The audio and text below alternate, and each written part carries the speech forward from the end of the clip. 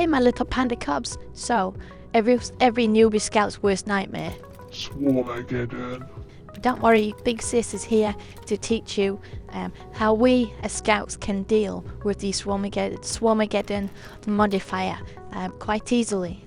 Besides the obvious, of course, running to driller or to NG's turrets. That's always a viable option, but if we want to be a little more independent and look after ourselves better, there's ways we can do that. So let's go down and I'll show you just a few tools we have in our toolbox to deal with this. Well, first we have the obvious, don't we? We have the boomerang, which is absolutely fantastic. You get 8 of them and they bounce off 9 enemies. So that's 9 swarmers per boomerang charge, right? 9 times 8. Easy peasy. We also have splash damage on the Drac. I don't really take this without bouncy bullets. If you have the bouncy bullets overclock, I would take bouncy bullets, but we do these series without any overclocks, so even the newbiest of new scouts have tools that they can use. So it takes splash damage on our Drac. As you see, you can survive a air swarm onslaught pretty easily. What else do we have? We have the shock bolts. If you put a couple of shock bolts in the ground, you can create an arc and lead the swarmers into it. Splat, splat, splat, splat, splat. Well, more like fry.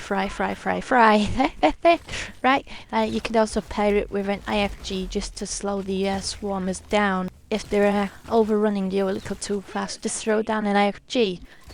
And just imagine this is a narrow corridor, for example. Right, throw down an IFG in the narrow corridor, a shock bolt on the either end. There you go, your swarmer problem solved. So shock bolts are a great way, just lead them into it. And we have also the boomstick with the blast wave mod. I go with blast wave and fire, and as you see here the blast wave mod, it shoots your boomstick in sort of a cone shape, so it'll take anything out within a 4-meter radius inside that cone. This is great for Swarmageddon. Of course, using double trigger is not the most efficient way, but it gets the job done. Pheromone bolts are also great here, or even pheromone grenades. I always prefer the pheromone bolts though. Just imagine you've got a Praetorian or an Oppressor, or even a Dwarven grunt like here. Stick a pheromone bolt in it. It will distract a lot of the swarmers, keep them from biting your ass. Or we could even take the Beastmaster perk. Steve is also a great distraction and will help clear chomp up those swarmers for you, as you see here.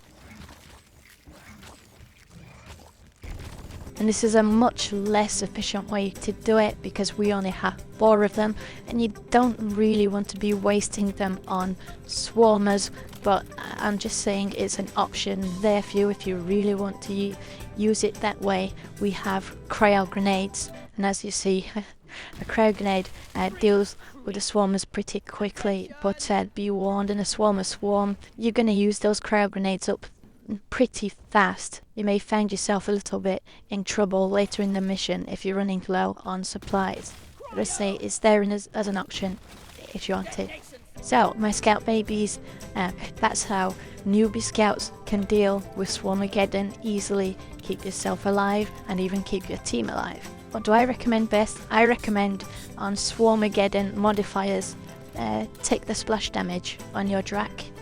Take the Drac with splash damage, just to give you that little bit of splash damage against the swarmers. Take pheromone bolts, just pheromone bolt, a guard, a Praetorian, an Oppressor, just something a little beefy, and that'll distract a lot of the swarmers for you.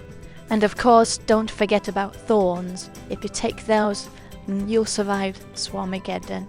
But do remember the other options. Boomstick with blast wave is a great one, or the shock bolts, and create yourself an arc. That's also a great one. It's completely up to you. Go and experiment on your next Swarmageddon and have fun. Zippity!